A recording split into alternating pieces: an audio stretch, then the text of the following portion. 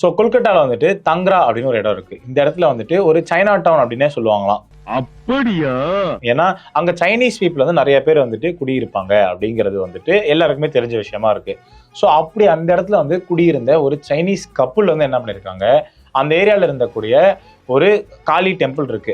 அதுக்கு என்னங்கிறப்ப அப்படி அந்த இடத்துல இருந்தக்கூடிய சைனீஸ் கப்புள் ஒருத்தவங்க வந்துட்டு அவங்களோட குழந்தைக்கு உடம்பு சரியில்லை அப்படின்னு சொல்லிட்டு அங்க இருந்த ஒரு காளி டெம்பிளுக்கு எடுத்துட்டு போய் ப்ரேயர் பண்ணியிருக்காங்க. குழந்தைய அங்க கொண்டு போயிட்டு என் குழந்தைக்கு எப்படியாவது சரியா போயிடணும், நீங்க தான் ஹெல்ப் பண்ணணும் அப்படின்னு சொல்லி பயங்கரமா ப்ரேயர்லாம் பண்ணிருக்காங்க. அடுத்த நாளே அந்த குழந்தை வந்து ஃபுல்லா ரிகவர் ஆயிட்டு எந்த வித பிரச்சனையும் இல்லாம தப்பிச்சிட்டாங்களாம்.